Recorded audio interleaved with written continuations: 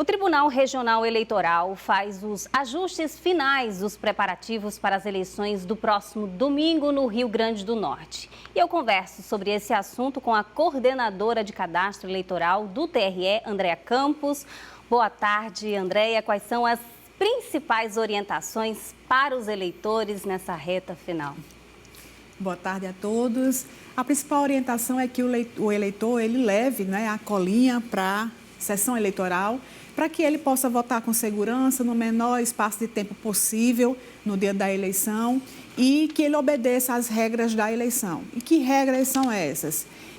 Quando o mesário perguntar a ele sobre a questão do celular, ele depositar o celular numa mesinha que vai estar próximo do local de votação da sessão eleitoral e ele deposita lá o celular, se dirige até a cabine de votação, vota, pega o celular, o comprovante de votação e sai da sessão. Então, assim, não há nesse intervalo de tempo nenhum manuseio do celular por parte do mesário. E é importante que ele leve também um documento oficial com fotografia, para que, ao ser perguntado, ele já esteja com o documento em mãos. Em relação a esse documento, pode ser o quê? Pode ser até um passaporte? Essa, por exemplo, é uma dúvida de um telespectador, o Antônio Júnior, que nos enviou uma mensagem perguntando justamente se pode apresentar, em vez da identidade ou do próprio título de eleitor, um passaporte. Exatamente. Pode ser um passaporte, pode ser a carteira de identidade, a carteira de habilitação, a carteira de trabalho. Então, qualquer documento oficial com fotografia, ele pode ser utilizado nas eleições. Além disso, tem o e-título, que é um aplicativo da Justiça Eleitoral, que é o título digital e que ele pode apresentar também no momento da votação. A senhora falou sobre o aparelho celular, Vai ficar ali próximo ao local de votação. Vai ficar à vista do eleitor nessa caixinha ou ele não vai ter essa visualização no momento que ele está votando? Ele terá toda a visualização, tanto ele quanto também o mesário. É uma mesa que vai ser colocada do lado da urna eletrônica, ele vai deixar lá a vista do mesário e a vista dele e ele deposita lá no local apropriado, destinado para esse fim, vota e depois recolhe. E por que isso? Para assegurar o sigilo do voto. Porque se houver a quebra do sigilo do voto, ali naquele momento ali, ele vai responder a um processo perante a Justiça Eleitoral. Então, tudo isso é para preservar o eleitor naquele momento de votação. São 5 cargos. Queria que a senhora explicasse os primeiros cargos que serão votados, certo. A importância de levar a colinha, como a senhora disse, a expectativa em relação ao tempo, porque são 5 cargos, 5 números diferentes, isso pode demorar um pouco mais o tempo de votação? Com certeza demora mais do que a eleição municipal, que só são somente 2 telas de votação. Então, inicialmente, o eleitor ele vai digitar os números referentes ao deputado federal. São 4 números, 4 dígitos. Em seguida, ele vai digitar para deputado estadual. Depois, para senador da República, governador de estado e presidente da República. Então, essa é a ordem de votação. Importante que se diga também, Gislaine, que há uma novidade na urna eletrônica para esta eleição. Quando o eleitor digita lá o número do deputado estadual, aí vai ficar piscando na parte inferior da tela da urna eletrônica para que o eleitor confira se ele votou no número que ele deseja. Naquele momento ali, que é apenas 1 segundo, o teclado ele só vai habilitar para confirmar após esse 1 segundo. Passou 1 segundo, ele confirma e vai estar valendo ali o voto dele. Eu estou fazendo menção a isso porque está rolando uma fake news nas redes sociais, dizendo que a pessoa se confirmar naquele momento em que está piscando lá para que o eleitor confira o voto, se confirmar naquele momento, haveria um cancelamento do voto do eleitor. Isso não é verdade. Isso não é verdade. O que acontece é um congelamento ali da tela para que o eleitor tenha a certeza em quem está votando e depois ele confirma normalmente a eleição, o voto naquele eleitor.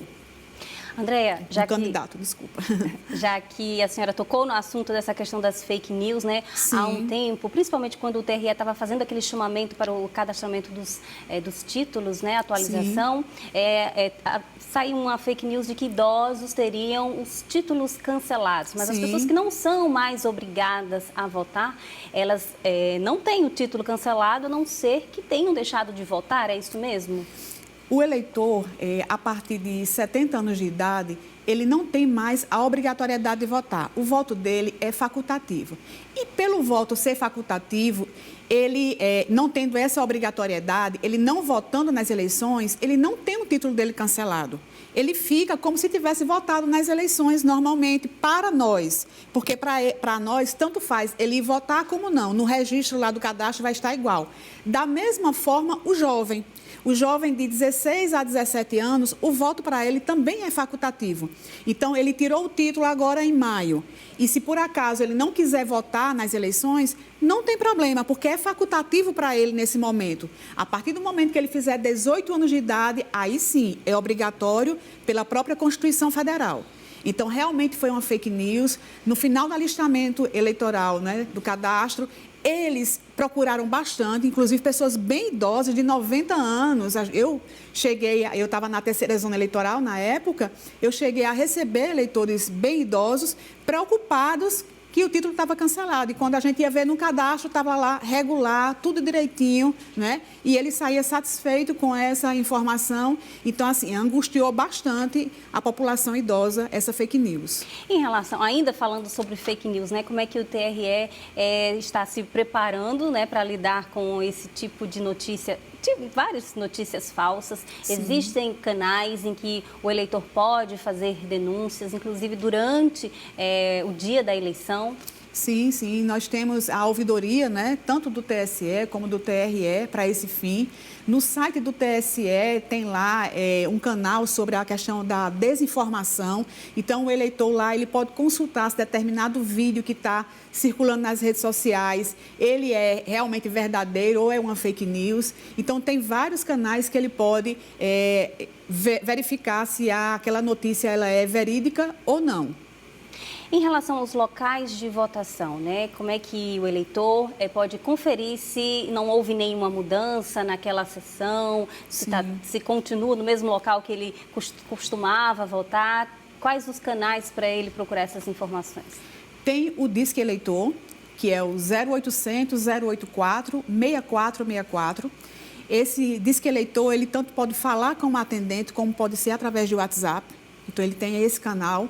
Tem o site do tribunal, no site do TRE, lá em eleições e eleitor, ele entra lá e vai estar lá um link disponível para ele consultar.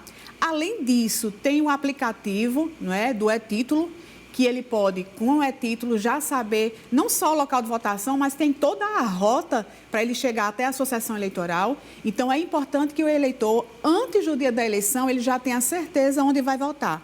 Porque alguns locais foram remanejados, seja porque a universidade fechou aquele prédio, ou então porque a escola não pode mais comportar eleitores por algum motivo, uma reforma e tudo. Então, houve realmente algumas alterações e é necessário que o eleitor ele tenha essa informação antes do dia, para que no dia ele não tenha nenhum contratempo. Em relação à propaganda, né? O eleitor ele pode levar santinho dos candidatos, ele pode ir com o bottom, com a camisa. Sim, ele pode ir com o bottom, com a camisa do candidato, com a bandeira do seu partido ou do seu candidato, inclusive para a sessão eleitoral no momento do voto. O que é que não pode? Não pode ele fazer aglomeração junto com outras pessoas ali no local de votação no dia da eleição. Isso é crime, não pode.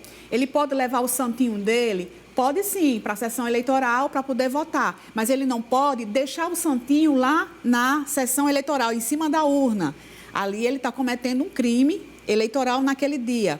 Ele não pode pegar esse santinho e dar para uma outra pessoa na fila, uma outra pessoa dentro da escola. Ele está fazendo propaganda de boca de urna. Então, ele pode para ele, mas naquele dia da eleição, ele não pode fazer propaganda eleitoral De forma alguma. É totalmente vedado propaganda eleitoral no dia da eleição. Para a gente finalizar, Andréia, a expectativa é que dê tudo certo e que as eleições, a votação aconteça dentro da normalidade, né? Sim, a expectativa é essa. A gente tem trabalhado com afinco para que tudo dê certo nas eleições, sejam eleições tranquilas, em que todos expressem a sua vontade nas urnas.